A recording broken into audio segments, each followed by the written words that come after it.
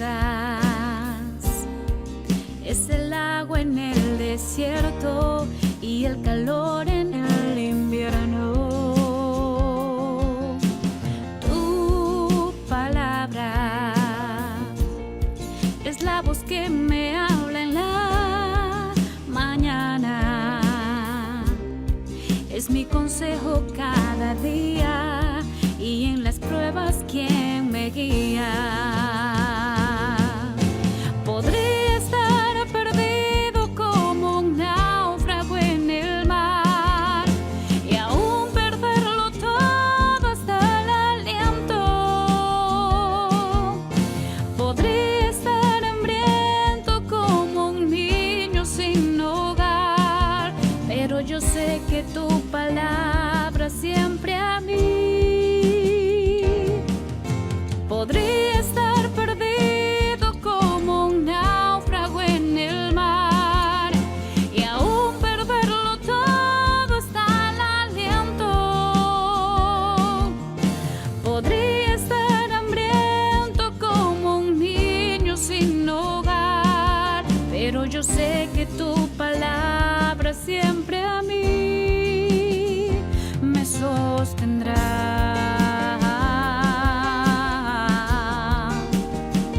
Me sostendrá, me sostendrá.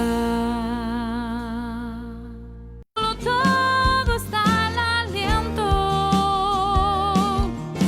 Podría estar hambriento como un niño sin hogar, pero yo sé que tu palabra siempre a mí me sostendrá,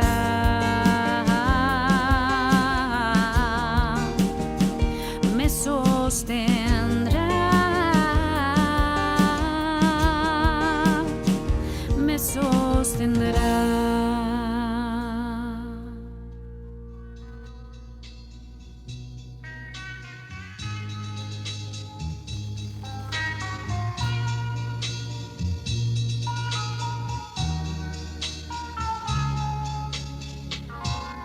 Más allá del horizonte existe un lugar que Jesús preparó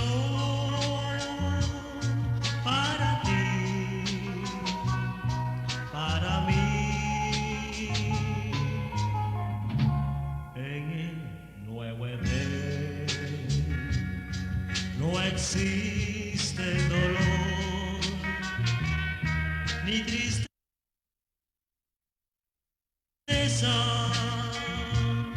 ni aflicción entrará. Qué feliz estaré al lado de mi Dios de amor. En el coro inmensurable mi voz por los siglos se oirá. Qué feliz será estar con Jesús allá, con los santos reunidos alabando al Salvador. Porque con Jesús es mejor vivir.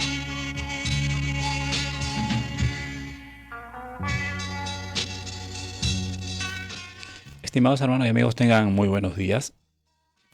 Que la gracia y la paz de nuestro Señor Jesucristo sea con cada uno de ustedes. Damos gracias a nuestro Dios por esta nueva mañana, por este nuevo día que el Señor nos concede para que sigamos siendo edificados en su palabra. Oremos.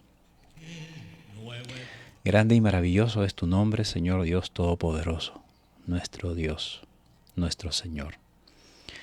Gracias por este nuevo día, Señor. Gracias por esta nueva mañana que nos concedes para que juntos podamos estar reunidos conjuntamente con nuestros hermanos que los acompañan mañana tras mañana y se unen a esta transmisión para poder meditar juntos en tu palabra, para que podamos juntos edificarnos en ella y rogarte que ilumines nuestro camino. El solo hecho de exponernos a tu palabra ya estás iluminando nuestro camino. Concédenos, Señor, la capacidad de ser obedientes a tu palabra, no solamente de ser lectores u oidores de tu palabra, sino también debemos ser hacedores, que cada día pongamos en práctica lo que aprendemos de tu palabra, Señor. Y ello es lo que nos llevará a acercarnos a la estatura de la plenitud de tu Hijo Jesucristo. Es nuestro objetivo cada día, Señor. Es el motivo por los cuales vivimos cada día en esta tierra, de que podamos ser santificados cada vez más, purificados por tu palabra, encaminados a ser de acuerdo a la figura de tu Hijo Jesucristo. Seguir su ejemplo, seguir sus pasos, hacer lo que Él haría en nuestro lugar, seguir el camino que Él nos ha trazado, incluso, Señor, llevándonos a la cruz, en donde perdonó nuestros pecados, en donde nos limpió de toda maldad, y nosotros ahora por Él somos salvos. Por Él hemos alcanzado la salvación eterna. Gracias, Dios mío. Gracias por tu amor. Gracias por tu misericordia. Amén. Y si ves perdida la esperanza, porque tú solo no alcanzas a encontrar la solución, es que todavía no ha llegado el Señor que a tu lado te dará la explicación.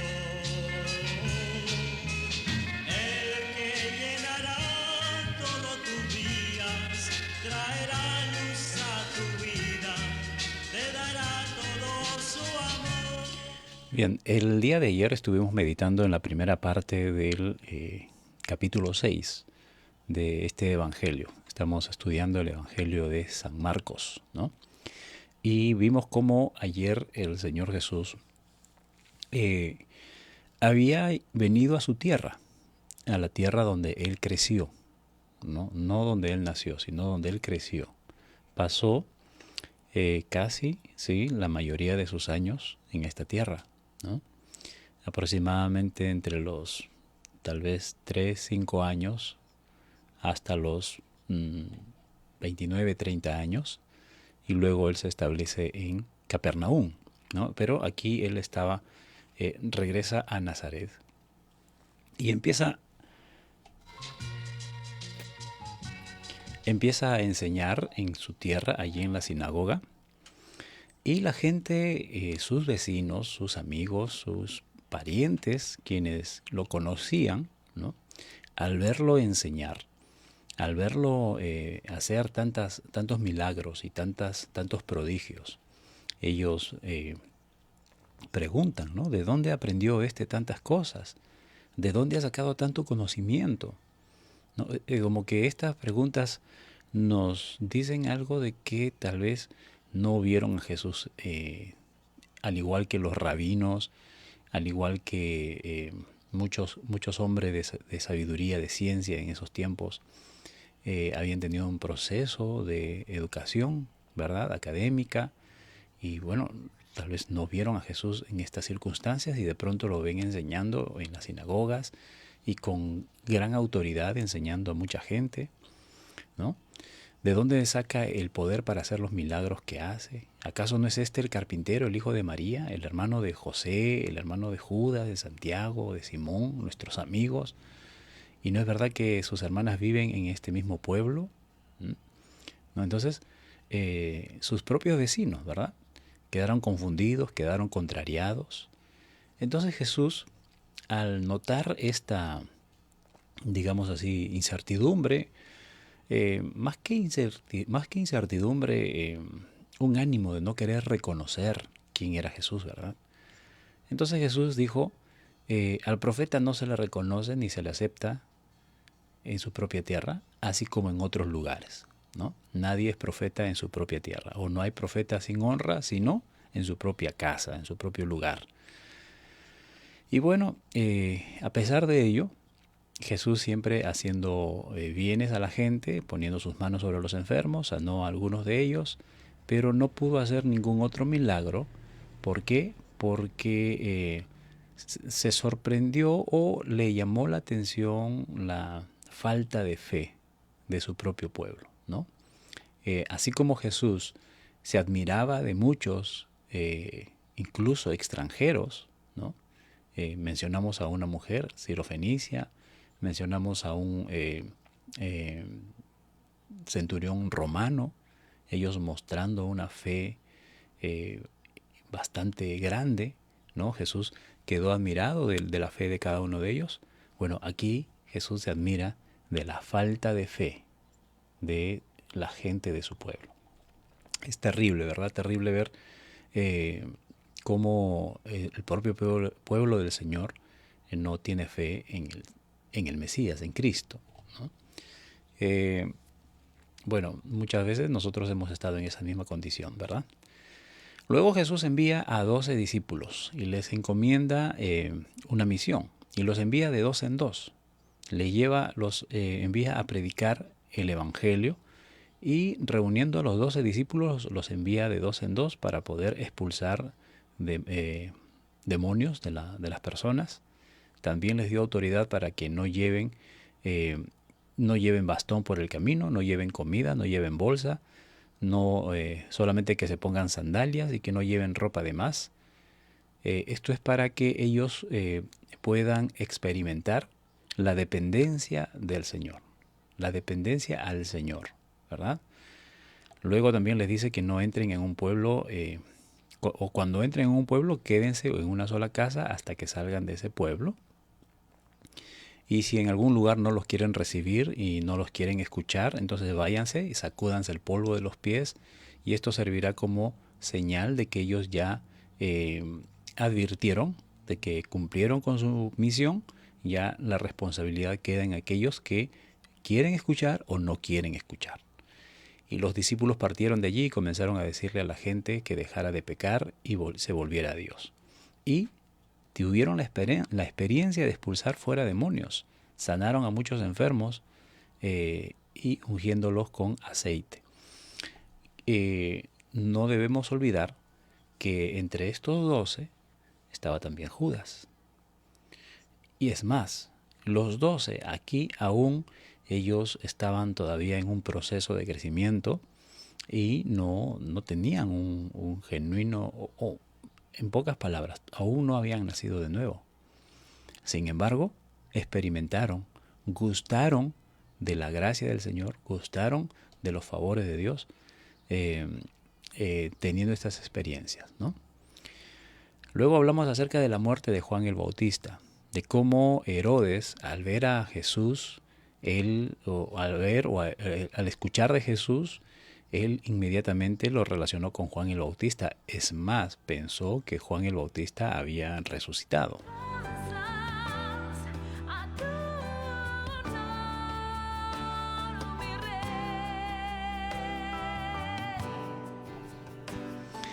Entonces él decía, ¿acaso Juan el Bautista ha resucitado, el hombre a quien yo mandé decapitar? Algunos le decían, no, es Elías. Otros le decían, es algún profeta que se ha levantado. Y aquí Marcos nos narra las circunstancias y los motivos por los que Juan el Bautista fue sacrificado. Herodes estaba casado con Herodías, siendo ella esposa de su hermano Felipe. O sea, se había casado con su cuñada, ¿no? Entonces estaba en un estado de adulterio escandaloso, ¿no? Y digo escandaloso, ¿por qué? Porque ya el pecado ya es escándalo. Sin embargo, esto era notorio, esto era algo a vox populi, todo el mundo hablaba de esta situación, dado que eran personas totalmente públicas. Ahora, esto nos dice de esta mujer que amaba el poder, que tenía codicia de grandeza, no se conformó con estar casada con el hermano del rey, ¿no? No se conformó con ser la cuñada del rey, sino que ella, no, yo no quiero ser la cuñada, yo quiero ser la reina, ¿no? Y esto la llevó pues a meterse con Herodes, a casarse con ella, con él, y esto era lo que denunciaba Juan el Bautista, ¿no? Normalmente siempre Juan le hablaba a Herodes de este modo, le decía, le llamaba la atención de que no debería estar en esta situación, en esta condición, que está prácticamente cometiendo adulterio. Sin embargo, Herodes lo oía hablar con buena gana, aunque no le gustaba lo que le decía, pero le gustaba escuchar a Juan y le tenía cierto aprecio, de tal modo que lo protegía de la amenaza de su propia esposa. Sin embargo, ya la esposa, al ver pues que Juan era protegido de su esposo, tramó un plan para matarlo, ¿no? Entonces, aprovechando el cumpleaños del rey, el rey pues manda a invitar a todos los líderes de esa época, ¿no? Los comandantes, los jefes importantes de la región y de Galilea. Entonces allí es donde Herodías, la esposa de Herodes, ve la oportunidad de matar a Juan. ¿Qué es lo que hace? Expone a su hija. Ella no era la hija de Herodes, sino que era hija de Herodías, y lo probable es que sea hija de Felipe, el hermano de Herodes. Estamos hablando de la sobrina de Herodes, ¿no es cierto? Entonces, mientras cenaban, Herodías le dice a su hija, ponte a bailar delante del rey, y baila de manera exótica, de tal modo de que provoques el éxtasis en este hombre. Y bueno, eso fue lo que hizo esta mujer, exponer a su hija, y no solamente ante la mirada del rey, sino ante la mirada de todos los que estaban allí presentes, ¿no? Bueno, y eso es lo que notamos ayer, lo lamentable de esta mujer, que con el afán de tener el poder, con el afán de vivir tranquilamente en el poder, no le importó exponer a su hija. Y esto nos enseña a nosotros muchas veces que por buscar nuestras propias comodidades, por buscar nuestro propio beneplácito, sacrificamos incluso a nuestros hijos y los exponemos a muchas cosas, menos a nuestro cariño, a nuestro cuidado, a nuestra protección, ¿no? Ahí hemos visto escenas, hermanos, en las redes sociales, algunos videos de cómo personas exponen a sus hijos con el afán de cuidar su propia integridad, sin pensar en la integridad de sus hijos, ¿no? Es lamentable. Y bueno, la muchacha le hace caso a la madre y baila delante de todos, especialmente del rey, de tal modo de que el rey queda extasiado, un rey lascivo, ¿no? Un rey lleno de perversión en su mente. Entonces le dice a la muchacha, pídeme todo lo que tú quieras, yo te entrego hasta, si es posible, la mitad de mi reino. Entonces la muchacha va y le dice, mamá me dijo esto. Y ahí es donde aprovecha. Le dice, pídele la cabeza de Juan el Bautista.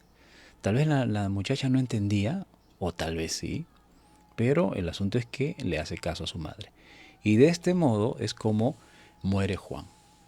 Herodes tuvo que cumplir con su palabra. Le había prometido delante de todos, pídeme lo que tú quieras y yo te lo doy, ¿no? Entonces la muchacha le pide la cabeza de Juan en un plato.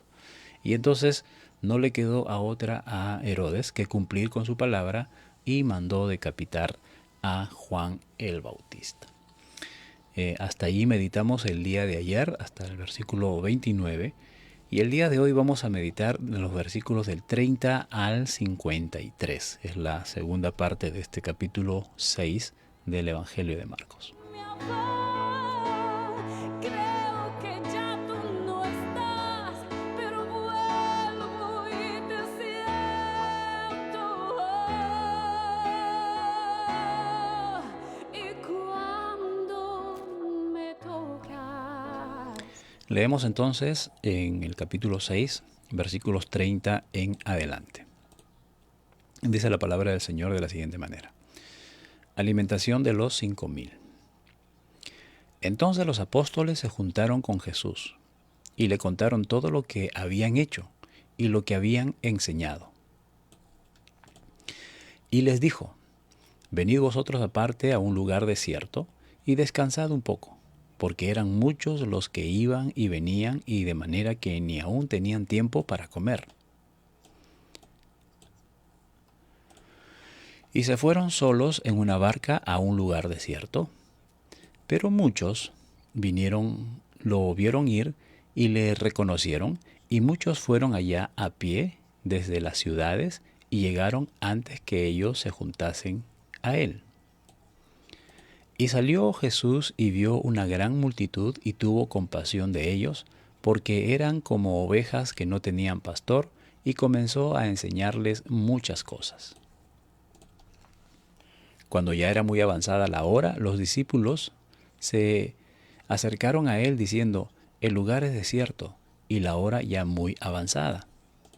Despídelos para que vayan a los campos y aldeas de alrededor y compren pan, pues no tienen qué comer.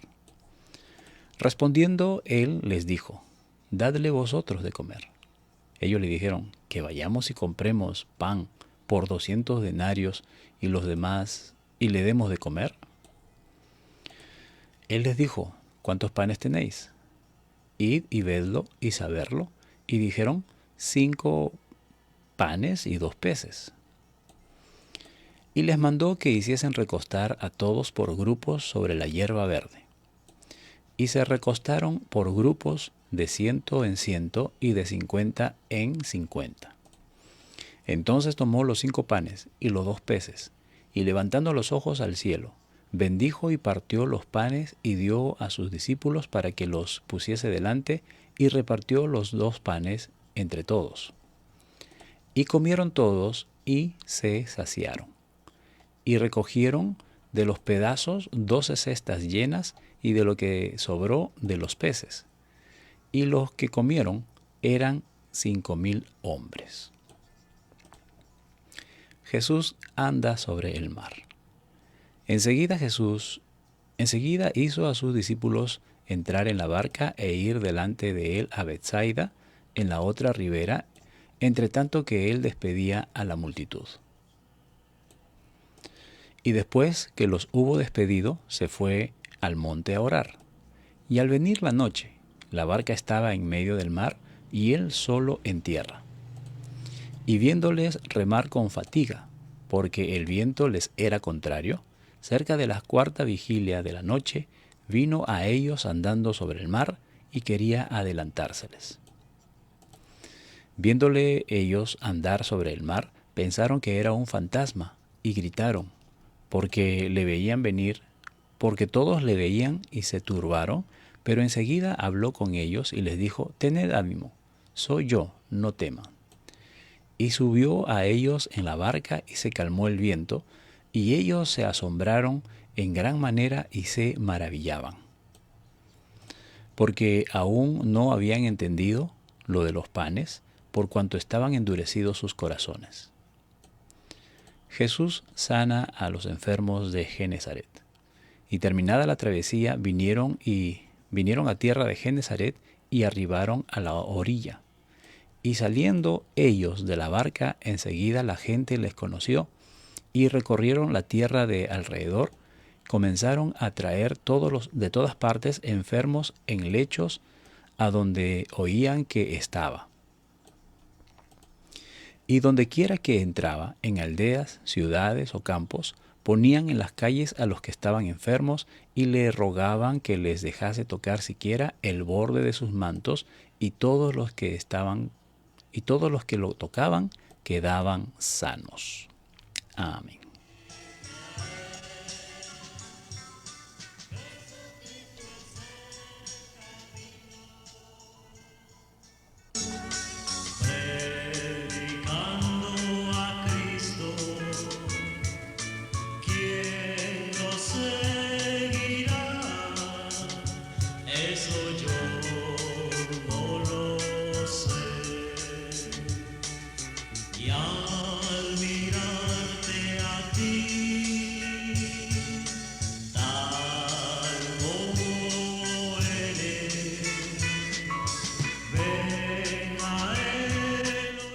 meditamos entonces en la palabra del Señor.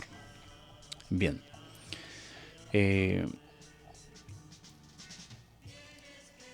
Los apóstoles, tanto como con Jesús, bueno, ya habían experimentado lo que era cumplir una misión, ¿no? Una misión especial, en este caso, de parte de Jesús,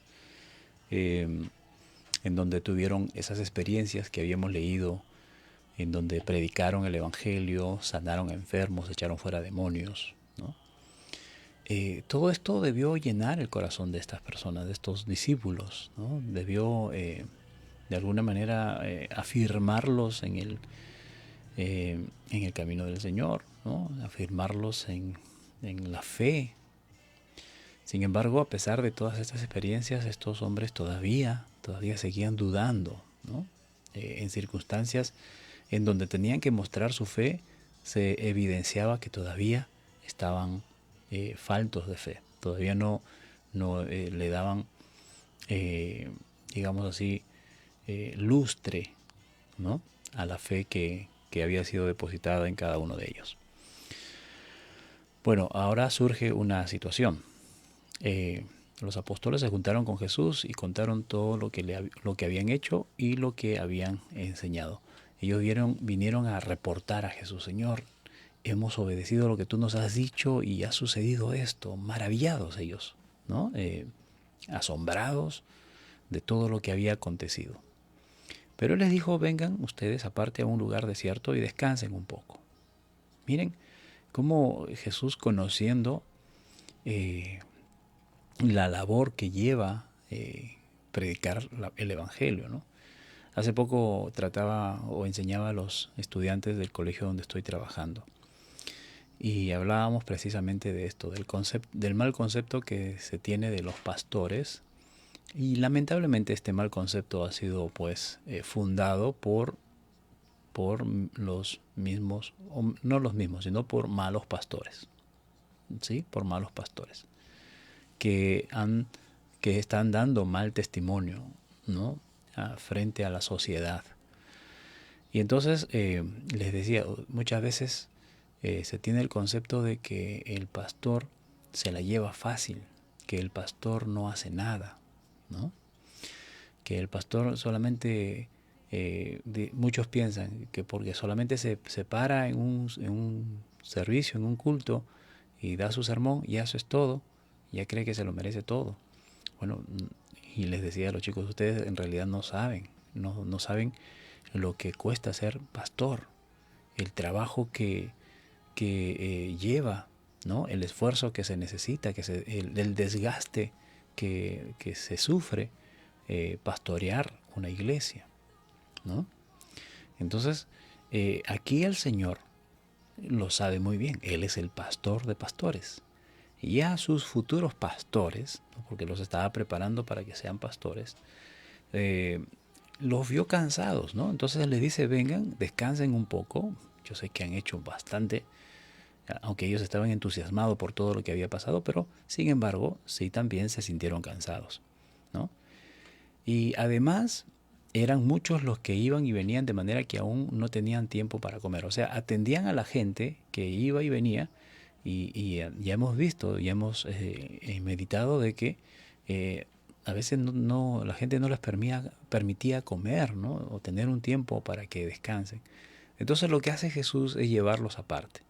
Los hace subir en la barca, ¿no? Y les dice: vamos al otro lado, ¿no? Y se fueron solos en una barca a un lugar desierto, sin avisar a nadie. No se escaparon de la multitud, ¿no? Porque también necesitan su tiempo a solas, ¿no?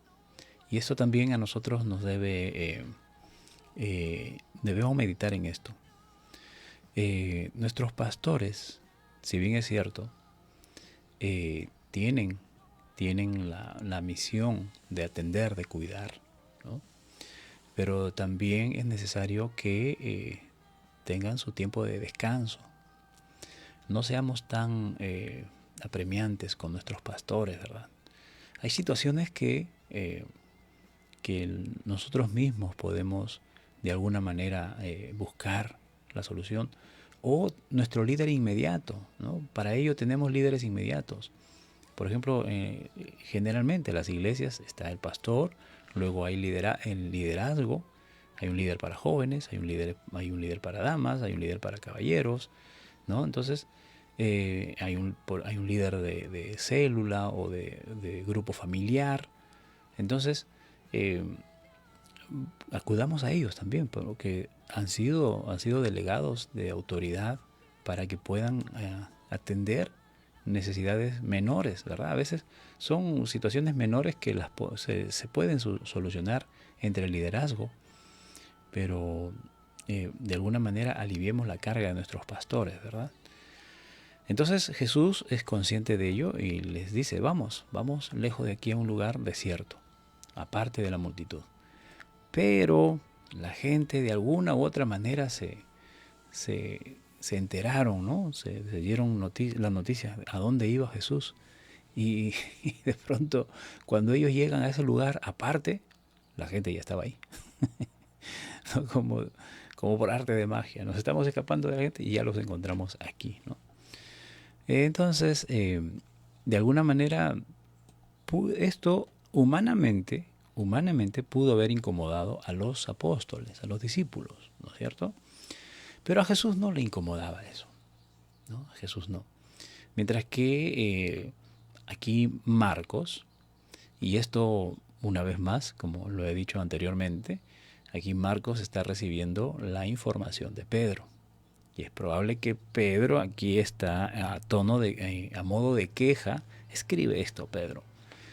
Nosotros nos fuimos, el Señor nos llevó a un lugar aparte para descansar, pero ya la gente estaba ahí y no pudimos descansar, ¿no? El 33 dice, pero muchos los vieron ir y le reconocieron y fueron muchos allá a pie desde otras ciudades y llegaron antes que ellos, inclusive al lugar donde ellos se iban, ¿no? ¿Cómo se enteraron a dónde íbamos? Por aquí hay un espía, ¿no? Hay alguien, creo que ya Judas estaba practicando ya cómo traicionar, ¿no? Porque alguien tenía que avisarles a dónde iban, ¿no? Pero el asunto es que llegaron al lugar antes que se juntasen, antes que ellos llegasen.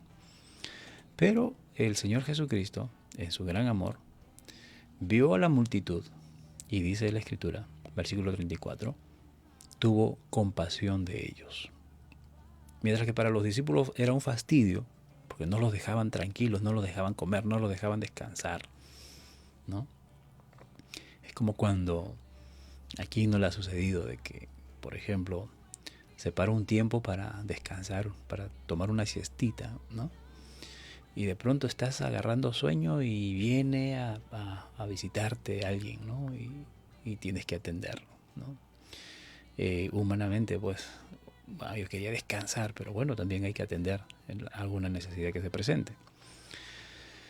Y Jesús sale a atender esa necesidad. Vio a la multitud, tuvo compasión de ellos porque eran como ovejas que no tenían pastor, y comenzó a enseñarles muchas cosas. Bueno, más allá del fastidio que los discípulos sintieron en ese momento, el Señor, pues lejos de sentir fastidio, Él sintió compasión, Él sintió amor, Él vio a estas ovejas, a esta multitud como ovejas que no tenían pastor.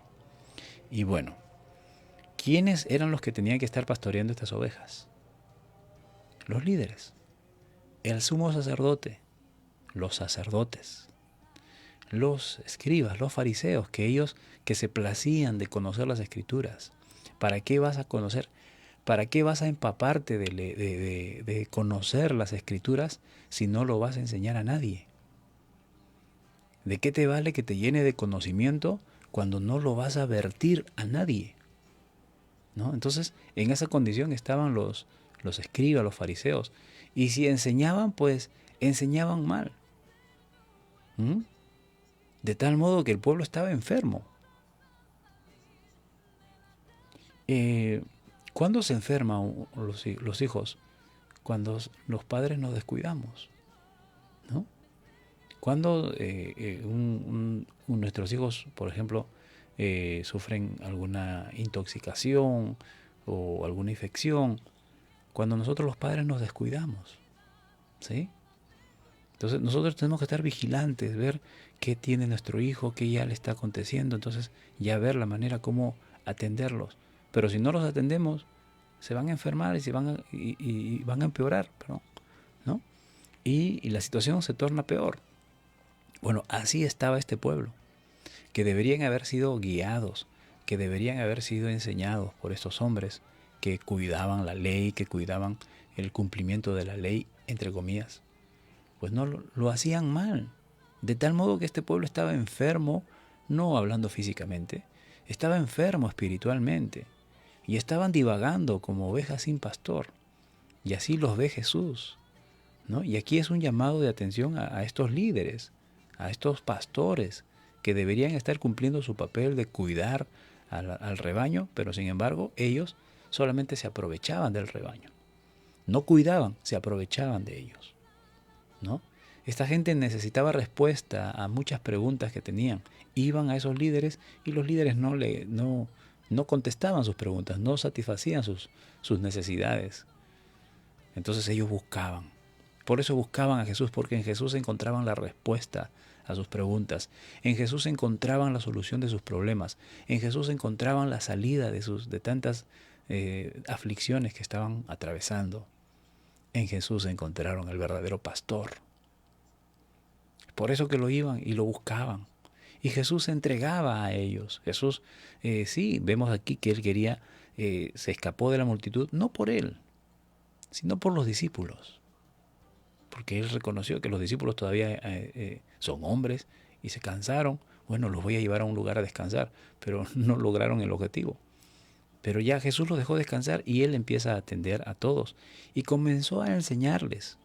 Miren, y esto, no sé, si eran horas de la tarde, ¿no? Cuando Jesús empieza a enseñarles, pero ya la hora avanza.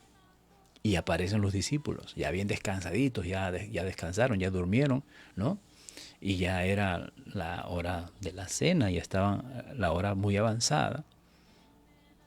Bueno, tal vez era la hora del mediodía, ya se levantaron de hambre, ¿no? Los discípulos, y ven a la gente, y entonces le dicen al Señor, Señor, la hora ya es avanzada, ya. ¿A qué horas? ¿No?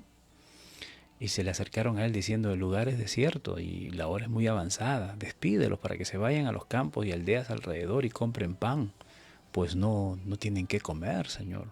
Ellos bien preocupados supuestamente por la multitud, ¿no? Pero más también lo hacían por ellos mismos, ¿no? Porque otra vez la gente aquí, ¿a qué hora vamos a comer? Ya es hora de comer y no podemos porque toda la gente está aquí, ¿no? ¿A qué hora lo despedimos? Ya váyanse. ¿Cuántos hemos estado en una situación así, verdad?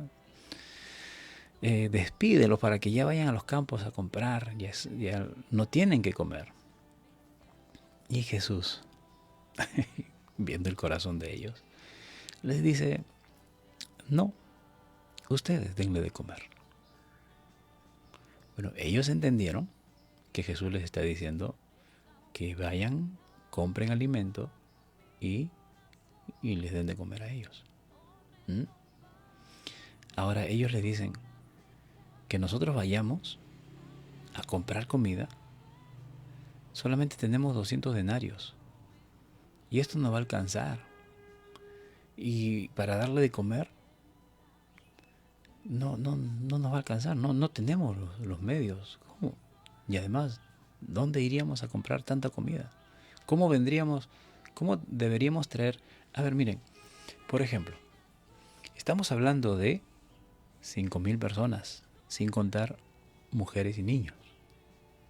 Supongamos que compren una manzana para cada uno. ¿Cuántas manzanas tendrían que comprar? 5.000 manzanas. Y es más. Pensando en las mujeres y niños, dupliquen el número, 10.000 manzanas. ¿Cuánto pesan 10.000 manzanas? ¿En qué lo iban a traer? Ahora, si compraban pan, ¿cuántos panes tendrían que comprar? Si tendrían que, por ejemplo, alimentarlos con peces, ¿no? Ya lo más fácil, ya pan y peces y un pescado. Ya, ¿cuántos pescados tendrían que haber? ¿Cuántos kilos de pescado tendrían que haber comprado? ¿Cómo lo traerían? Tremendo reto. tremendo reto que el Señor Jesús les pone a los discípulos, y los discípulos se vieron en ese embrollo, ¿no? Ese embrollo, perdón. Y digo, ¿y ahora qué hacemos, Señor? Y además solamente esto no nos va a alcanzar apenas para la movilidad. ¿Cómo vamos a comprar tanta comida con tan solamente 200 denarios? Y Él les dijo, ¿y qué tienen a la mano? Bueno, aquí solamente tenemos 5 panes y 2 peces. Y es más, esto era la lonchera de alguien precavido, alguien que sabía que ir a ver a Jesús significaba sentarse horas y horas escuchando, y pues le agradaba escuchar, ¿no?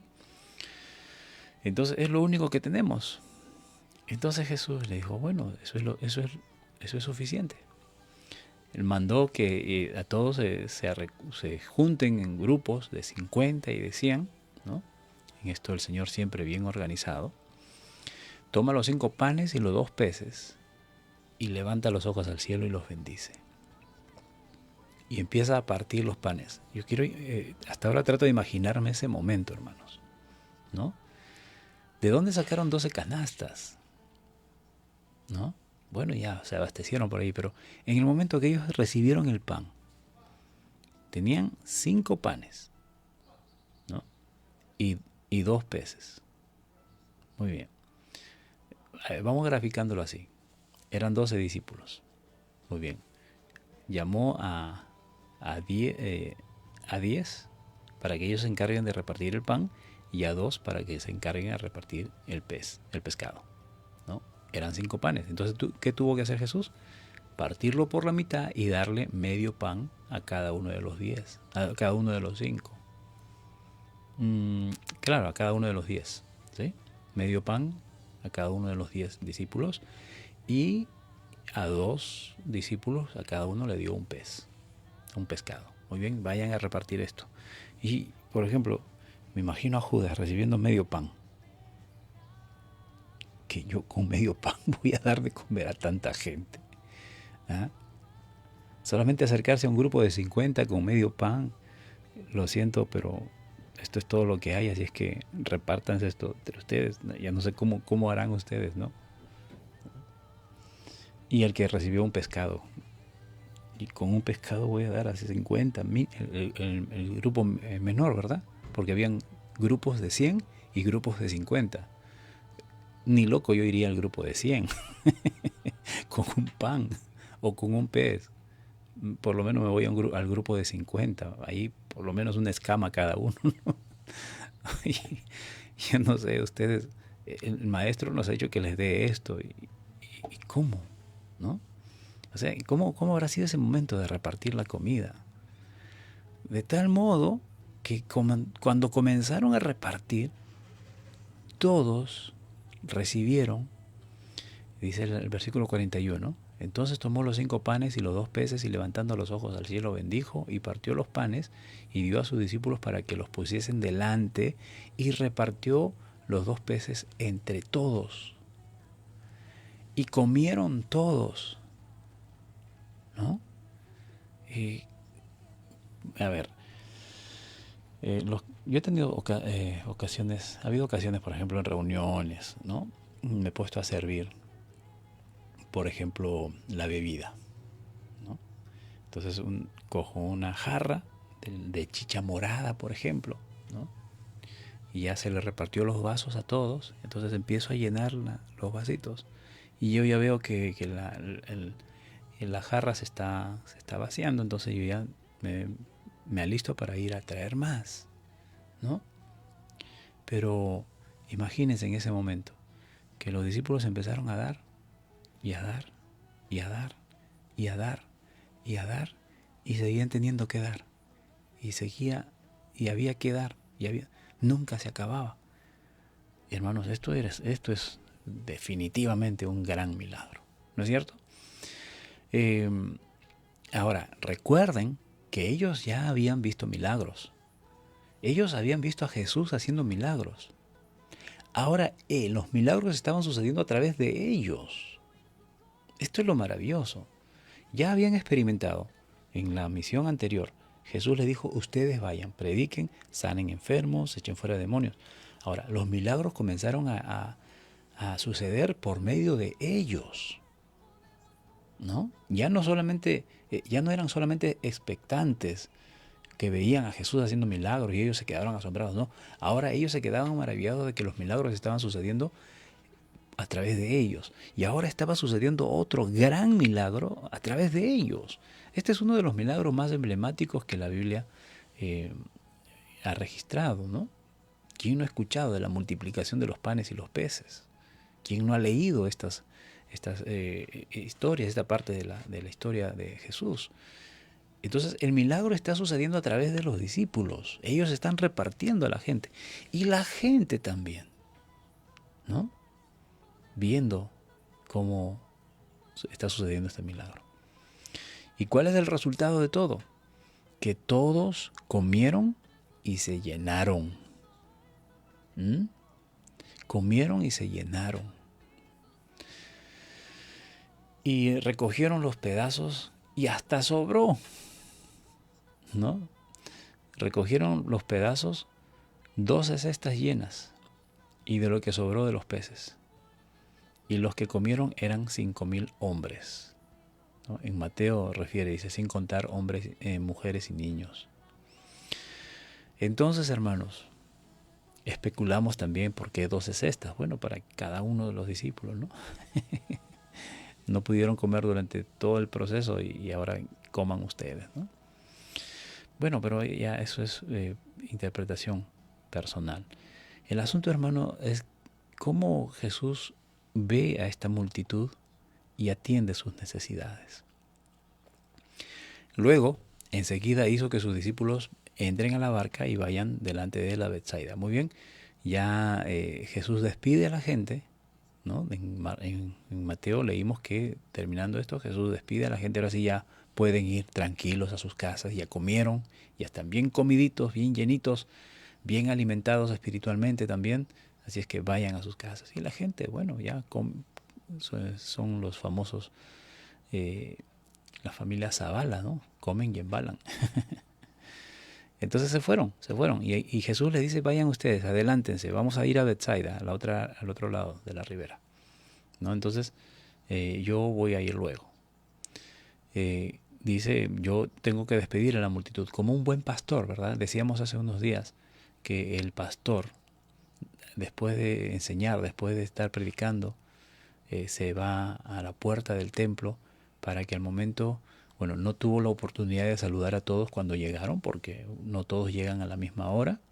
Hay algunos que llegan antes de la hora, hay algunos que llegan a la hora y hay otros que van llegando después de la hora, ¿no?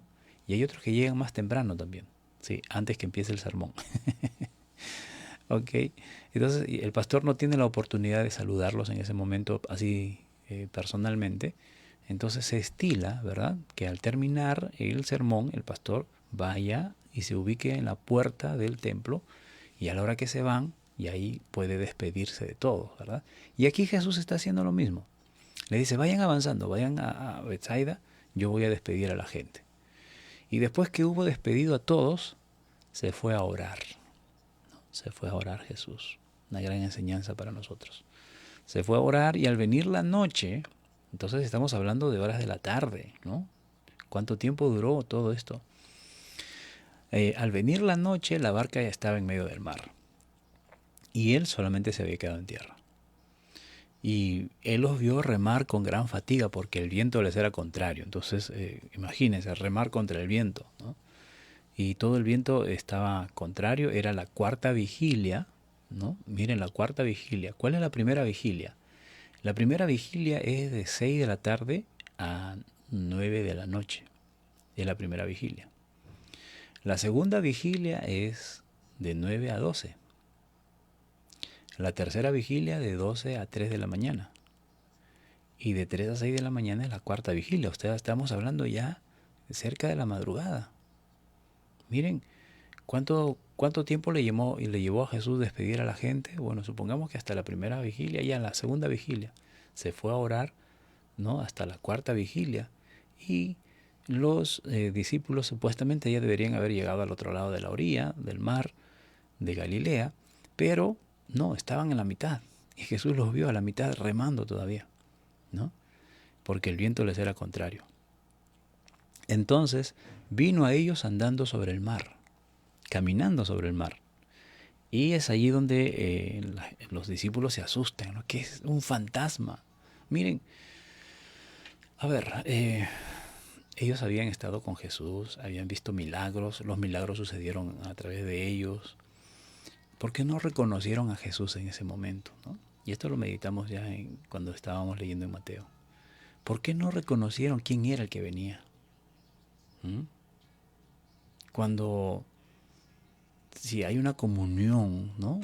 Hay una fe encendida, entonces no habría problema de reconocer a Jesús. Ellos pensaron que era un fantasma, ¿no? Y gritaron. Y todos le veían y se turbaron, tenían miedo. Pero Jesús tuvo que intervenir, los vio tan asustados. Imagínense, estaban remando contra la corriente. No avanzaban mucho por el viento. Estaban contra el viento. Y de pronto ven a Jesús, pero no lo reconocen, pensaron que era un fantasma. Y seguro que comenzaron a remar más rápido, ¿no? Y la barca comenzó a avanzar más. Pero Jesús les dijo, hey, no se asusten, soy yo, ¿no? Tengan ánimo. Bueno, aquí Marcos obvia la experiencia de Pedro. Ahora supuestamente ya entendemos por qué. No le convino a Pedro contarle eso a Marcos. No, porque aquí sabemos que Pedro fue el que reta a Jesús, ¿no? Y eso lo meditamos en el estudio de Mateo. O sea, muchos toman a esto como un paso de fe, ¿no? No, aquí fue Pedro, ¿no? Pedro reta, Señor, si tú eres tú, o sea, aquí no vemos fe, no vemos, si realmente eres tú, a ver, yo también voy a ir, que vaya a caminar, ¿no? Y pues Pedro comenzó a caminar porque Jesús le ordenó y después se hundió y Jesús tuvo que venir corriendo a rescatarlo. Eso no le contó, o no sé, o vio o sí le contó tal vez a Marcos, sabes que esto me pasó, pero qué vergüenza, no lo cuentes esto, por favor, ¿no? Entonces, Marcos obvia esa parte de la historia. Y entonces continúa narrando que Jesús subió a la barca y entonces todo se calmó. Y ellos se asombraron en gran manera, ¿no? Y se maravillaban, porque aún no habían entendido. Miren, había sucedido un gran milagro a través de ellos, pero ellos estaban todavía con sus corazones endurecidos. ¿Se da cuenta? Se da cuenta que ellos, ¿por qué no reconocieron a Jesús? Porque tenían el corazón endurecido. Todavía no habían nacido de nuevo. Todavía no habían tenido esa experiencia. Luego Jesús sana a los enfermos en Genesaret. Terminada la travesía, llegaron al otro lado, a Genesaret, ¿no? Y arribaron a la orilla. Y salieron ellos de la barca, enseguida la gente le conoció. Y recorriendo toda la tierra de alrededor comenzaron a traer de todas partes a los enfermos en sus camillas, y donde quiera que oían que él estaba, iban allí a donde estaba Jesús. Y donde quiera que entraba, en las aldeas, ciudades o campos, ponían en las calles a los que estaban enfermos, y les rogaba que les dejase tocar siquiera el borde de su manto, y todos los que le tocaban quedaban sanos. Se esparció la noticia de la mujer del flujo de sangre, ¿no? Oye, ¿cómo se sanó? Tocando el borde del manto del Señor. Eso es suficiente entonces, ¿no? Y decíamos esto, de que esto también se podría tomar como una superstición, ¿verdad? No es una doctrina que ya como la mujer tomó o tocó el borde del manto del Señor y fue sana, entonces solamente ya hay que tocar el borde del manto del Señor. No es eso lo que nos está enseñando la Biblia. Son experiencias. Y aquí la gente de Genesaret, pues, como que se hicieron esa superstición, ¿verdad? De tocar el borde del manto del Señor. Pero Jesús, más allá de que toquen el borde del manto, veía la fe de ellos, ¿no? Y entonces sanaba a esta gente. Y es que Jesús, hermanos, nunca nunca se iba a negar. Nunca se iba a negar. Si se negara, o cuando se negó a ayudar a alguien, era para tratar con esa persona. Y eso es cuando leímos en Mateo la historia de la mujer sirofenicia, ¿no? Jesús se negó a ayudarla, ¿no? Y la mujer le dijo: Señor, tengo a mi hija que está enferma. Y el Señor le dijo: mire, yo solamente he venido a atender a los hijos de Israel, y no a los perrillos, ¿no? No es bueno que yo dé el pan a los perrillos. El pan que pertenece a los hijos le dé a los perrillos. Aquí como que Jesús se negó, ¿verdad?, a ayudarla. Pero eso fue para provocar, encender la fe de esta mujer. Entonces, hermanos, hay situaciones así, en las que el Señor muchas veces no nos va a otorgar en ese momento en el que pedimos lo que pedimos. Es por eso que muchas veces no hallamos respuesta a nuestras oraciones. Ahora, nosotros pensamos que no son respondidas, pero hay muchas oraciones que son respondidas aun cuando no se cumplen lo que estamos pidiendo. Y esa ya es una respuesta de parte del Señor. ¿Cuál es la respuesta? No. Y tenemos que aceptarla como una respuesta de parte del Señor. Y no ser tan atrevidos, ¿no? Como, bueno, siempre lo hemos mencionado. Decirle al Señor: no aceptamos un no por respuesta, ¿no? No, si el Señor dice no, es no. Si el Señor dice sí, será sí. Y tenemos que aceptar la respuesta del Señor. Y en este caso, estamos hablando de esta mujer sirofenicia, recibió un no de parte del Señor. Pero eso encendió la fe de la mujer. Y dijo: sí, es cierto, Señor. Yo soy una perrilla, pero los perritos también comemos de la migaja que caen de la mesa de los amos. Precisamente por eso el Señor le dijo no. Para que esta mujer se aferre a Jesús. Esta mujer se aferró a Jesús. Le dijo no, pero ella se abrazó de sus brazos, de sus pies, figurativamente hablando. Sí, Señor, no. Ya tú me dices no, pero yo sé que algo hay. Aunque sean las migajas. Suficiente con las migajas. Entonces Jesús vio sorprendido la fe de esta mujer, ¿no? Y atendió su necesidad. Entonces, siempre el Señor tiene respuesta. Todas las respuestas del Señor son de beneficio para nosotros. Un sí o un no o un después o un nunca siempre nos va a beneficiar a nosotros. Son las respuestas del Señor. Oremos.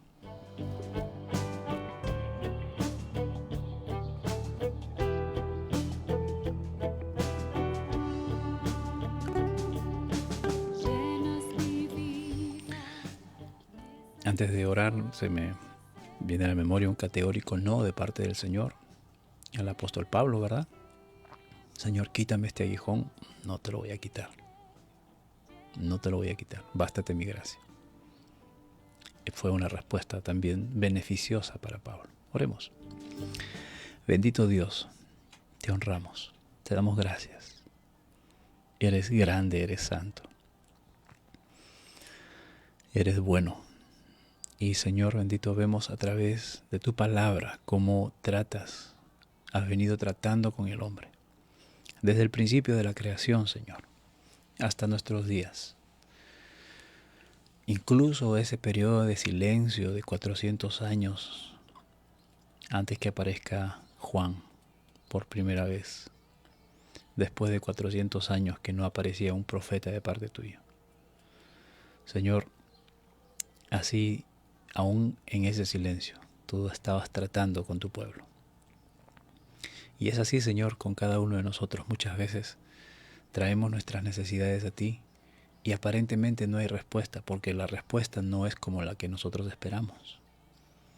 Nosotros esperamos una acción inmediata, una sanidad inmediata o una solución inmediata al problema que estamos atravesando. Pero no viene la solución, no se da la sanidad, no se da la solución al problema. Y creemos que no estás respondiendo a nuestras oraciones cuando en realidad sí lo estás haciendo. Y lo estás haciendo de ese modo.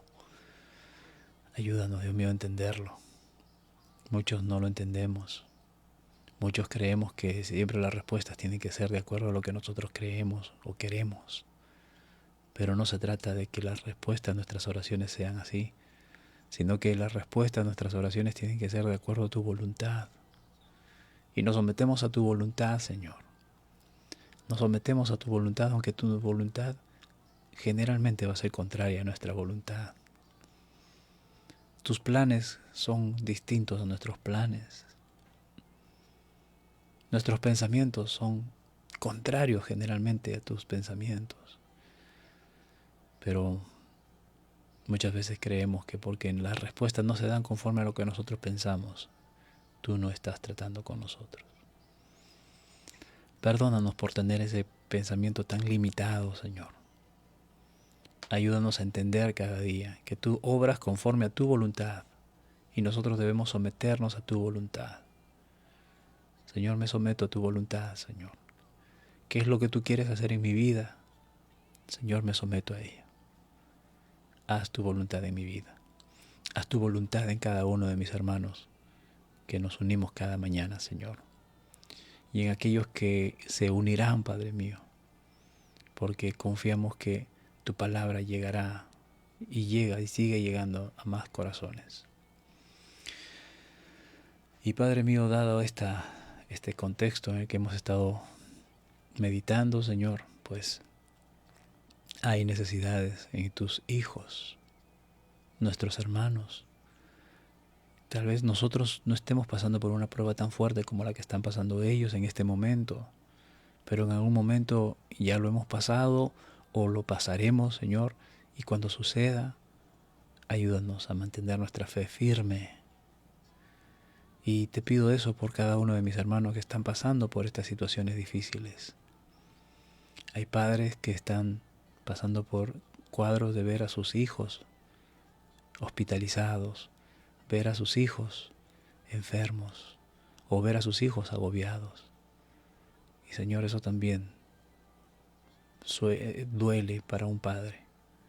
Señor, te ruego que avives la fe en aquel hijo tuyo que está pasando por un cuadro como este. También hay quienes han perdido seres queridos, han perdido madre, han perdido padre, han perdido un hermano, han perdido una hermana, un pariente muy cercano o lejano. Señor, fortalece, consuela el corazón de tus hijos que están pasando por esta situación. Hay quienes están enfermos, hay quienes están pasando por un cuadro de enfermedad y aún provocado por esta pandemia todavía, Señor, que sigue infectando a mucha gente, Señor. Padre bueno, pasando por estas circunstancias, llena de fe el corazón, inyecta de fe el corazón de cada uno de tus hijos que están atravesando estas situaciones. Hazle recordar, Señor, de que tu Hijo Jesucristo está intercediendo por nosotros para que no nos falte la fe. Señor, ayúdanos a soportar el proceso, no a quitarnos del proceso, Señor. Que no sea nuestra oración, Señor, ya termina con esto, porque si el proceso demanda de más tiempo, lo mejor que nos conviene a nosotros es culminar el proceso, porque eso nos hará más fuertes. Señor, aunque el proceso es difícil, pero ayúdanos a pasar el proceso. Ayúdanos a estar tomados de tu mano durante todo el proceso. Ayúdanos a estar firmes en ti, Señor, durante todo el proceso. Bendito es tu nombre, Señor. Bendito eres Dios. Te rogamos también por nuestros pastores. Cada día, Señor, te rogamos por nuestros pastores, hombres de carne y hueso, como cada uno de nosotros, con debilidades, Señor, con pasiones, pero por sobre todo, Señor, con un ardiente deseo en su corazón de cumplir con su llamado, de cumplir con lo que le has encomendado. Y muchas veces, Señor, se reponen, se autorreponen, Señor, en medio de dificultades, en medio de problemas personales. Y eso va minando sus corazones, va minando sus emociones, va minando su ánimo. pero Dios mío, están obedeciéndote a ti. Y te pido, Señor, te pido que puedas traer sosiego a sus almas, a sus cuerpos, descanso a sus cuerpos, fortaleza a sus cuerpos. Llénalos de tu amor y sabiduría, Señor, para que sigan predicando tu palabra, Dios mío, y no se dediquen a enseñar fábulas o doctrina de hombres.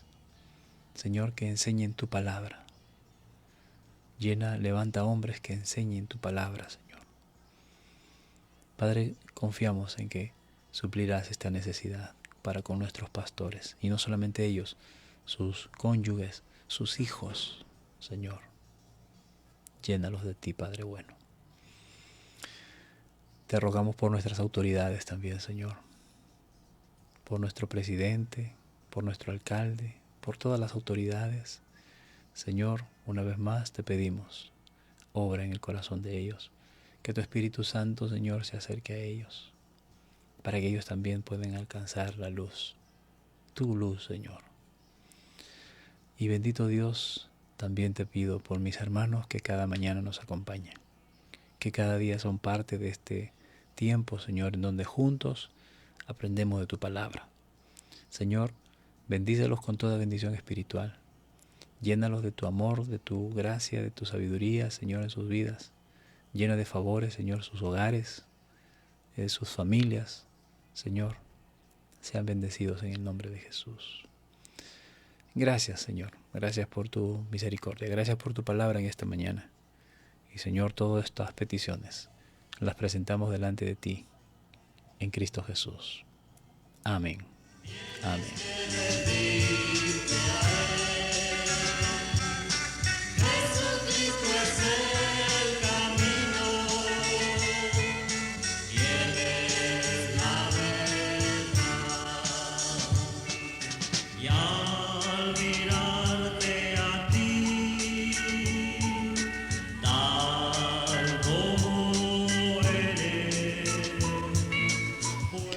Agradecemos al Señor, hermanos, y agradezco también a cada uno de ustedes por acompañarnos cada mañana.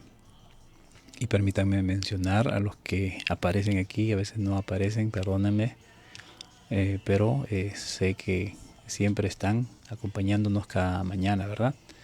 O cada día, no necesariamente a esta hora, sino también algunos nos acompañan más tarde, se unen a la transmisión. Y bueno, agradecer a cada uno de ellos.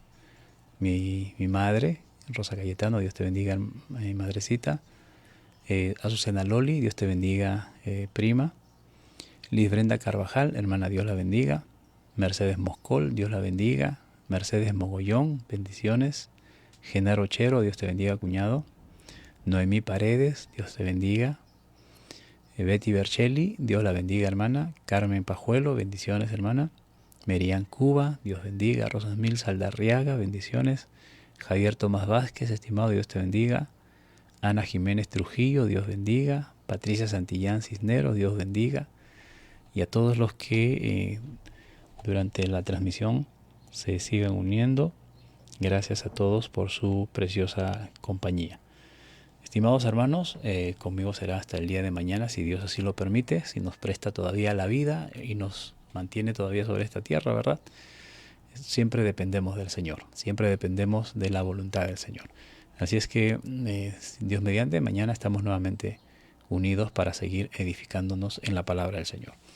Hacerles una cordial invitación el día de hoy, jueves, a las 9 de la noche. Como ustedes saben, cada semana estamos realizando nuestra transmisión denominada Cantamos. Tenemos un invitado muy especial, como todos los jueves lo hemos tenido. Y bueno, como siempre ha sido de bendición y será de bendición el tiempo que tendremos en esta noche. Así que están cordialmente invitados y también pasen la voz, inviten a demás hermanos para gozarnos juntos en el Señor. Si Dios así lo permite, entonces nos estamos viendo a las 9 de la noche del día de hoy. Gracias por su compañía a cada uno de ustedes. Dios bendiga a todos. No te puedo mirar, ni te puedo tocar, no ha llegado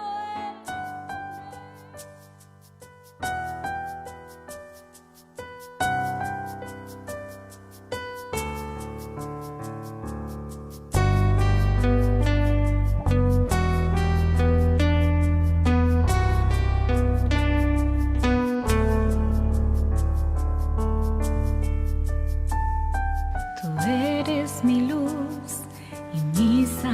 salvación, no tengo de qué atemorizarme. Tú eres quien protege mi vida y corazón, no tengo por qué temer. No temas, dice Dios, que yo estoy contigo a tu alrededor. No hay que temer, elévame un sacrificio de alabanza, que yo estaré contigo. Sacrificio de gratitud, sacrificio de gratitud. En tiempo de angustia, donde todo está en tiniebla, yo entro a tu templo que me da seguridad. Sacrificio de gratitud, sacrificio de gratitud.